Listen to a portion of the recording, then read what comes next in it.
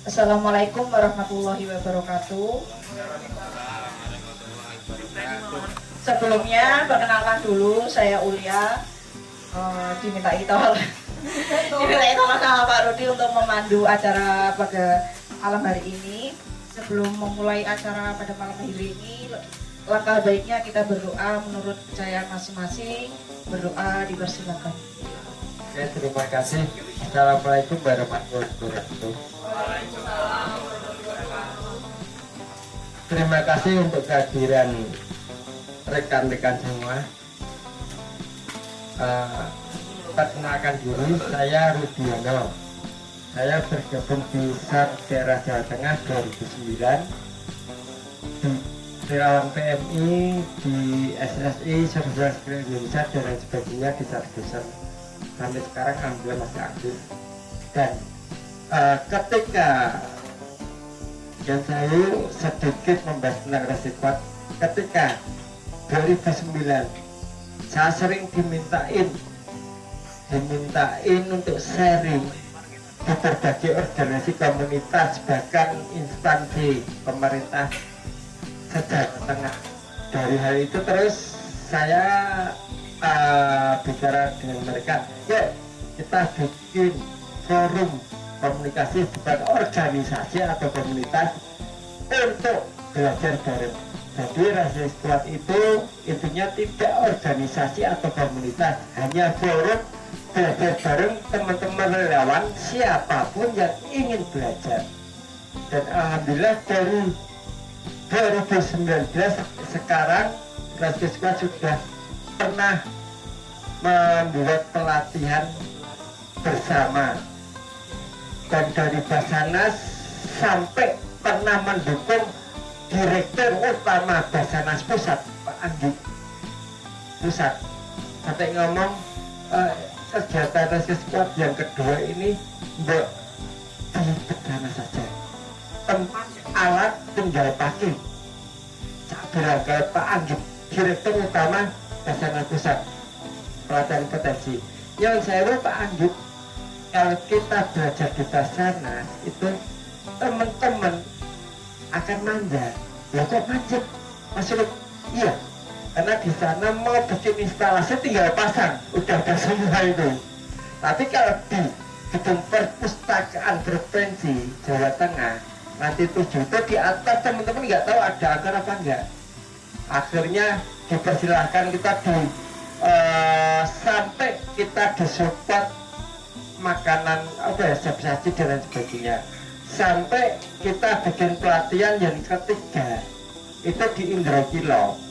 Itu sampai Pak Anjit, Direktur Potensi Pelatihan Basarnas Pusat, ngomong, Mas Rudi kalau bikin pelatihan Rasa Squad tolong kita diundang, kita akan mengirim anggota Basarnas untuk menjadi ikut peserta bukan narasumber Pak, yang jauh peserta. Bahkan nanti kita akan ngirim tim medis. Nah, Pak Agit yang jauh, kita di sini berarti bersama. Narasumber saya akan memilih orang yang mampu, tidak harus dari Basarnas.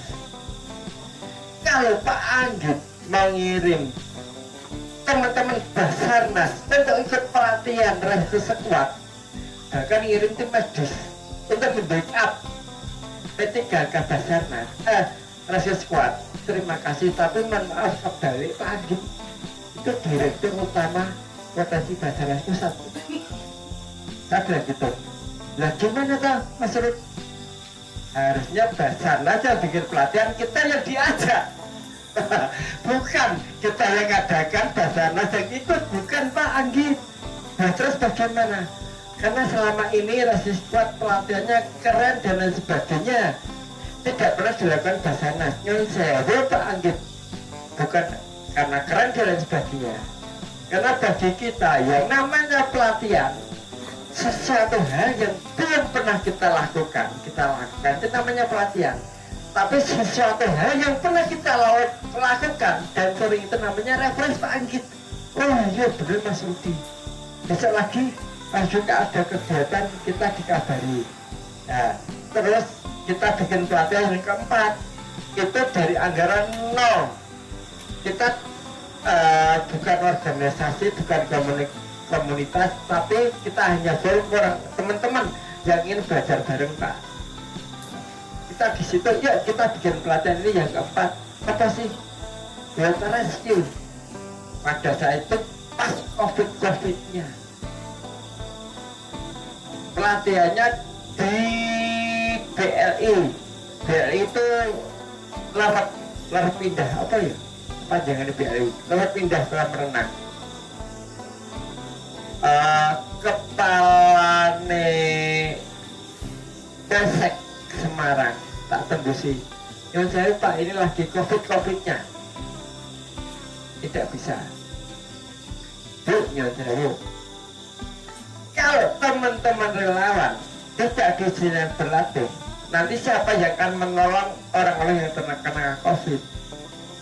Maksudnya dari pertimbangan-pertimbangan kita diizinkan, tapi dengan syarat anggota kita sama Pak itu dilibatkan ikut. Oke Pak, ikut Bu, kita libatkan ikut. Akhirnya kita libatkan sampai sekarang alhamdulillah ini latihan bersama, sharing bersama, sinau bersama Rasisbat yang ke-7.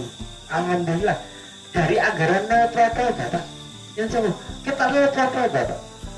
Nah, sekarang kenapa sih kok yang mau ikut pelatihan dimintain pendaftaran sebesar sekian? Ada yang nama relawan itu jangan sampai membebani peserta. Yang saya karena kita berbasis mandiri. Kita berbasis mandiri, terus peserta kita bebani 35.000 itu sudah kita kompres. Kita kompres, nanti peserta dapat makan sekian untuk dan pemateri sekian dan lain sebagainya. Terus 50.000 jangan 35.000 saja supaya teman-teman bisa sinau bareng sama kita dan tidak mohon maaf, tidak menyepelekan kita juga butuh makan gitu. Nah, terus kita anggarnya 30.000 satu kali dalam makan, dan kali ini dulu yang terakhir ke-6 itu apokalipto, itu bahkan pesertanya dari Lombok datang ke pelatihan Rasisbat karena mereka sudah punya niat, kita ACC dan sebagainya. Yuk kita belajar bareng. Sampai sekarang yang ke-7 yang komunikasi radio ini, biarpun ada yang menyusul, kita silakan karena sudah punya niat Bapak, sudah punya niat, biarpun sedikit yang kita sharingkan, sedikit wacana yang kita sharingkan, sedikit ilmu yang kita sharingkan, semoga bermanfaat. Jadi ketika nanti harapannya kita terjun di lapangan, saya dari Sardas Jateng, lah jadi kan bisa apa? Lah saya akan diposisikan dimanapun, insya Allah saya siap karena saya sudah punya bekal pelatihan. Nah kalau saya ditempatkan di rescuer, insya Allah saya siap karena sudah berlatih di Basarnas, BNSP dan sebagainya, saya siap. Maka jangan sampai teman-teman yang di sini yang ikut sinau bareng, ini loh saya dari Nyajau, komunitas ini ABCD, jangan. Semakin kita banyak ilmu, semakin merendah. Nanti mereka yang akan menilai, iki loh wong iki loh pernah ikut iki. Biarpun dia tidak tunjuk jari, kita sudah punya track recordnya. Bentuk jaringan itu harapan kita itu Bapak. Jadi Rasisbat itu hanya memfasilitasi memfasilitasi teman-teman siapapun yang pengen belajar bareng, ayo kita belajar bareng, memfasilitasi, itu saja. Itu Resi Squad Indonesia. Jadi Resi Squad tidak komunitas, tidak organisasi, bahkan dari Sarda Jateng pun ada yang ngomong Resi Squad ya apa cara timeh dari organisasi di dalam organisasi, tidak. Enggak, Resi Squad setiap ada bencana dan musibah pepesar nggak ada orangnya, salah. Setiap ada musibah pepesar Resi Squad ada, tapi mereka mau menggunakan alma mater masing-masing karena mereka punya organisasi masing. Bahkan Pak Nur dulu, Kepala Basarnas Pak Nur, setiap ada pelatihan rapat Resi Squad diundang, suruh ngirim anggota. Sampai saya kewalahan, aku mengirim siapa ya? Siap, punya organisasi kok, sibuk punya organisasi ya. Artinya mau tidak mau saya ngirim yang freelance. Setelah itu saya ngomong sama Pak Nur yang saya bu, ketika Basarnas punya kegiatan, jangan minta personel dari Resi Squad, karena mereka punya organisasi komunitas masing-masing. Nah terus bagaimana? Surati organisasi komunitas masing-masing. Mas Budi Purnomo Basarnas diundang sama Pak Nur. Mas Bud, iki Mas Ulkim yang ngomong organisasi siapa saja yang di Resi Squad ditulis. Sampai saat ini ketika Basarnas ada pelatihan dan lain sebagainya yang disurati organisasi mereka, alhamdulillah meringankan saya. Begitu. Itu sekelas dari Resi Squad. Untuk selanjutnya silakan dari MC. Terima kasih Pak Rudi. Untuk acara selanjutnya yaitu sharing materi. Untuk pemateri selanjutnya yaitu Bapak Darmaji, silakan waktu dan tempat saya persilakan. Assalamualaikum warahmatullahi wabarakatuh. Waalaikumsalam warahmatullahi wabarakatuh. Om Swastiastu, Namo Buddhaya, salam kebajikan, Rahayu. Baiklah, di sini acaranya sharing emergency komunikasi radio, di mana di tim schedule-nya ada undang-undang ya, undang-undang komunikasi tentunya. Kenapa kok harus ada undang-undang, mengingat sama juga ibaratnya kita sebagai masyarakat harus beragama, itu sebenarnya aturan-aturan dan tata cara dan sebagainya. Di mana undang-undang dari komunikasi atas dasar diambil dari penyelenggaraan demokrasi yang tidak lain adalah yang terdapat dalam pasal yang terkandung dalam pasal 33 ayat 3 Undang-Undang Dasar 45, yaitu bahwa bumi dan air dan kekayaan alam yang terkandung di dalamnya dikuasai oleh negara, dipergunakan untuk sebesar-besarnya kemakmuran masyarakat. Oleh karena itu, segala apa yang ada di aturan negara ini tentunya diberi peraturan atau perundang-undangan. Di sini pihak Basarnas, BPBD dan instansi terkait sudah, dan Rapi Orari itu sudah ada MOU sejak tahun 1997, di mana ada kedaruratan tentang komunikasi.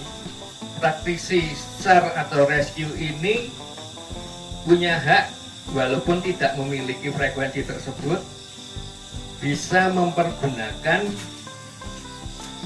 frekuensi yang ada di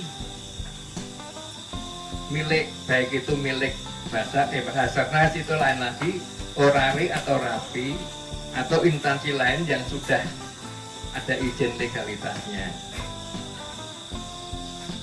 Kenapa kok begitu? Karena basic kita adalah rescue, tidak setiap hari mempergunakan radio, sebenarnya kan gitu. Karena setiap frekuensi itu ada keperuntukannya sendiri-sendiri, ada UHF, ada VHF. UHF untuk apa? VHF untuk apa? Di situ ada plotting-plotting tersendiri untuk frekuensi legal umum masyarakat, di situ ada frekuensi sendiri yaitu di UHF. Di UHF itu di frekuensi 409 MHz. Jadi itu legal, namun dibatasi dengan pancaran radio tidak boleh lebih dari setengah watt. Jadi jarak jangkaunya mungkin sekitar 1 kilowatt, ya itulah. Itu. Nah, untuk frekuensi di WHF 14.2 sampai 14.36 itu diperuntukkan untuk rapi. Bukan berarti kalau kita sudah menjadi anggota rapi bisa seenaknya saja main di frekuensi yang ada di dalam hati ini, tidak boleh sebenarnya. Itu ranah hukumnya kayak gitu sebenarnya. Terus untuk frekuensi 14.4 sampai 14.7 itu diperuntukkan untuk orari. Selebihnya meningkat lagi di 15.2 sampai 15.6 itu untuk marine, keperluan pelayaran. Terus meningkat lagi 16.400 sampai 17.4 yang ada di radio yang saya bicarakan ya, itu sebenarnya untuk kepentingan Kepolisian Republik Indonesia. Dan karena Kepolisian Indonesia itu sudah berubah mempergunakan radio tracking atau radio digital, maka yang diberi izinkan ke organisasi-organisasi yang terpilih menjadi Bankom Kemasyarakatan Kamtipmas itu mempergunakan frekuensi kepunyaan polisi. Sebenarnya legalitas kita di mana? Di mana kita ada offsar atau mungkin menggunakan kegiatan yang untuk kepentingan masyarakat yang sifatnya darurat. Darurat itu misalnya ada kebencanaan, pencarian orang hilang, pendaki gunung hilang dan sebagainya, itu karena sebenarnya tentunya kita dipimpin oleh instansi terkait. Kalau itu sifatnya lokal atau daerah, di situ yang terjun BPBD. Ada BPBD tingkat kota, ada BPBD tingkat Jateng. Kalau bencana itu disebut bencana nasional, maka yang memimpin di situ adalah Basarnas. Kalau di saat BPBD ada bencana daerah kok di situ tampil Basarnas, sebenarnya ada Basarnas itu sifatnya mendukung, membantu. Begitu juga dikala tingkat nasional kok di situ yang memimpin adalah Basarnas. Kenapa kok BPBD juga hadir? Sebenarnya sama, saling membantu bersinergi, kayak kita sebagai relawan juga membantu di situ. Maka di situ nanti akan ditentukan sebuah frekuensi yang terdekat dengan lokasi bencana. Pihak terkait tersebut memintakan izin agar frekuensi itu di-silent dan dipergunakan untuk kegiatan operasi SAR. Nah, disitulah kita punya legalitas. Tentunya kita sebagai relawan tidak langsung masuk, langsung nyari dan sebagainya, itu kan nggak misalnya jadi orang hilang ya. Pasti nanti kita sebagai relawan yang benar, pasti di situ nanti ke posko mendaftarkan diri, identitas saya apa, komunitas saya apa, terus nanti berbagai macam komunitas itu dibagi-bagi seru 1, seru 2, seru 3, seru 4. Itu nanti tugas dari posko dia akan membuat plotting. Tujuannya yang dihidupkan cuma satu, yang berhak berbicara adalah operator dari tim seru itu tersebut, ternyata di bidang komunikasi.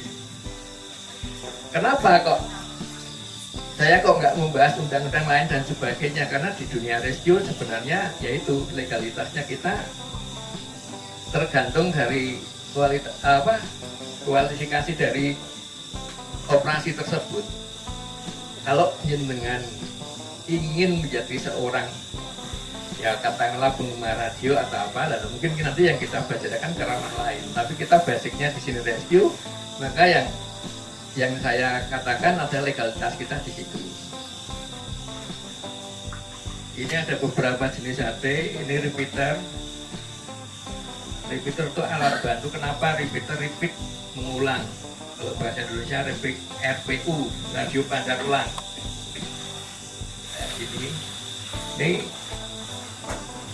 menambah jangkauan HT. Intinya gitu. Ini basic HT, cuma ini beda dengan punya teman-teman. Ini POC, petiti operator seluler. HT yang berbasis kartu seluler atau WiFi atau bagaimana bisa connect. Jadi jenengan kalau punya ini bisa terkoneksi dengan HP, asalkan HP disetting, di-download aplikasi yang ada ini. Jadi kita mau komunikasi dengan Amerika, mau komunikasi dengan Arab, selagi di Arab sana ada jaringan internet atau WiFi pasti nyaut. Cuman kalau kita gunung kan tidak ada sinyal. Nah itu kekurangannya di situ. Basicnya Selo atau TS3. Kalau ini radio base station yang dipergunakan untuk rumah-rumah. Kalau kita nggak keluar pakai base station. Sikap kita sebagai seorang relawan yang sudah punya bekal radio komunikasi, saat kita datang ke posko, di situ pada ada teks telah terjadi orang hilang atas nama ini umur sekian dan sekian dan sebagainya komplit, pasti di bawahnya atau di mana pasti ada frekuensi yang dipergunakan untuk operasi. Yang sering terjadi banyak karena ketidaktahuan atau keawaman atau basicnya rescue, ya banyak yang betul-betul ingin tahu, tapi ada yang seorang relawan yang katakanlah saya bilang relawan monggo pantes-pantes tok ya ono kayak gitu, banyak sekali. Dan dikala kita menggunakan radio, kita harus paham kalau kita lewat repeater, HT kita harus tersetting dalam keadaan tersetting low power. Karena kenapa? Kita di Opsar itu nggak mungkin di tempat jalan aspal yang mulus dan sebagainya, itu kan kemungkinannya kan kecil. Dan itu banyak fasilitas dan lain sebagainya. Kalau di hutan nggak ada sinyal, nggak ada apa, kalau kita nggak hemat baterai ya susah. Tujuannya low itu low power agar hati kita baterainya awet. Kalau high power pasti akan cepat habis. Jadi untuk kode-kode komunikasi sudah ada, itu nanti akan disampaikan besok. Sedikit penambahan, ketika dulu dari 2009 saya gabung di Satgas Jateng dan diperbantukan di BPBD Provinsi di radio, dan kita harus ada rokok di wilayah Provinsi Jawa Tengah sekian kabupaten itu kita sudah dibekali. Jadi ketika kita diperbantukan di kebencanaan ataupun di operasi SAR ataupun di relawan itu, untuk kode-kode itu tidak digunakan kode-kode ketika BNPB pusat mengeluarkan kode tertentu. Tapi untuk pemberitaan itu kita tidak harus menggunakan kode-kode sandi yang sekiranya orang awam tidak mudeng, tidak paham, karena nanti berita ini akan dikonsumsi oleh masyarakat awam.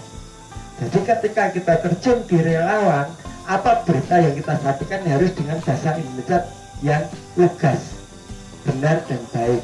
Untuk kode-kode itu biasanya digunakan oleh organisasi komunitas tertentu, bahkan instansi tertentu. Bahkan BNPB punya kode-kode tertentu, itu pun nanti akan di-sharekan ke pihak-pihak yang sekiranya diperbantukan di BPBD kota kabupaten. Jadi ketika kita mengajukan relawan, ya usahakan kita mengirimkan berita dengan pakai kode supaya mudah dipahami oleh penerima ataupun khalayak umum. Begitu, Pak. Nah, itu besok akan kita simulasikan. Jadi iya, jadi pengiriman berita itu ada 5H, 5W, 1H. Nah, itu nanti besok akan kita coba berarti bersama mengirimkan berita lewat komunikasi radio. Dan berita itu sudah saya share di grup Bapak Yun Sewu, jenengan dari kemarin tak masuk adem nggak bisa. Nah, itu nanti besok kita coba simulasi mengirimkan berita secara baik dan benar dengan bahasa Indonesia yang baik dan benar supaya bisa diterima oleh pusat ataupun bisa dikonsumsi oleh masyarakat. Seperti itu Bapak.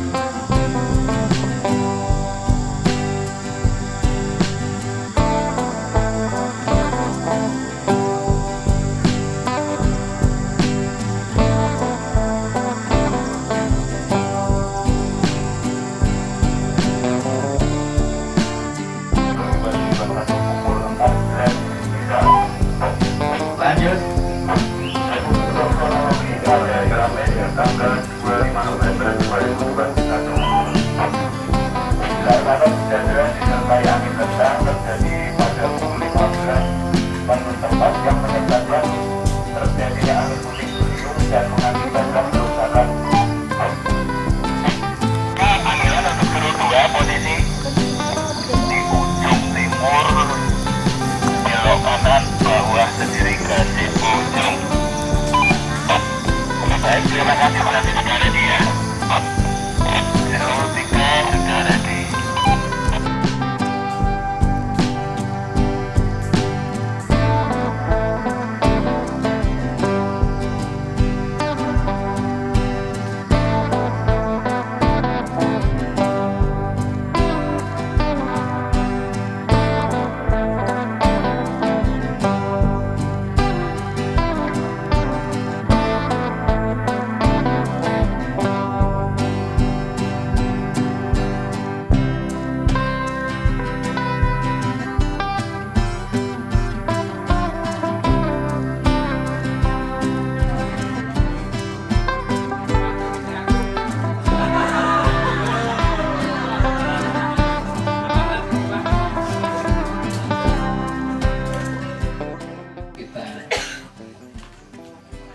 Koreksi lebih lanjut. Satu, pertama melaporkan tim seru itu sebenarnya di awal. TOT itu apa? Di repeater itu ada fasilitas yang membatasi pembicaraan. Tujuannya kenapa? Karena ini mungkin faktor untuk teman-teman Rapi dan Baskom atau Bakir, saya tidak meragukanlah kemampuan kalian dalam melaporkan situasi dan kondisi, namun mungkin ada pendatang baru di dunia, masih butuh, harus menahan nafas sehingga terpegang. Ingat dari seru mana, saya nggak ingat di sini. Ada yang mengulang lokasi-lokasi tersebut diulang-ulang itu ada. Terus? Seru 3 tidak loh Pak.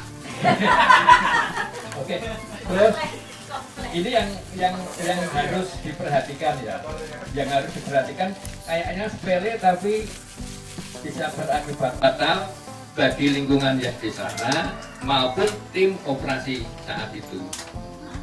Jadi kita kan pelajaran di sini belum melangkah ke SAR ya, Search and Rescue. Ini baru asesmen data, mendata keadaan situasi dan kondisi di sana seperti apa. Jadi termasuk pelaporan.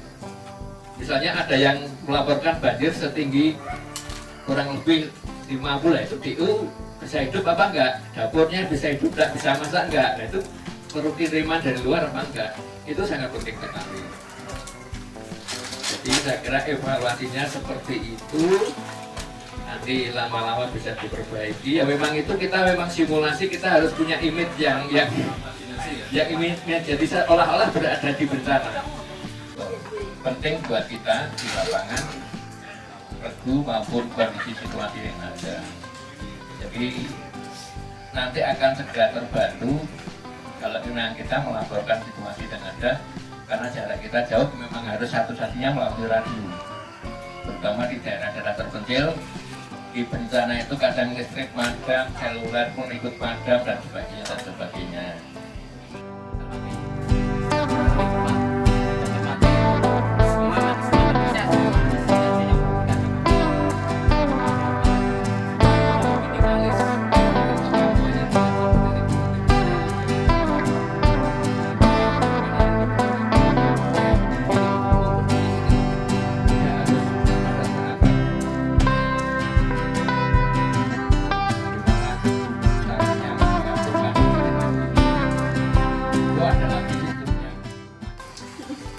Teman-teman, terima kasih banyak sudah hadir sinau bareng-bareng, yang sudah bisa ragas lagi yang belum bisa kita sinau bareng. Dan dengan selesainya acara simulasi dan evaluasi, selesai juga sinau bareng kita. Dan mohon maaf jika dari kami ada kesalahan dari tutur kata, pengajian dan lain sebagainya. Dengan sudah terlaksananya kegiatan ini, maka kita tutup dan kita baca alhamdulillah bersama-sama. Alhamdulillah.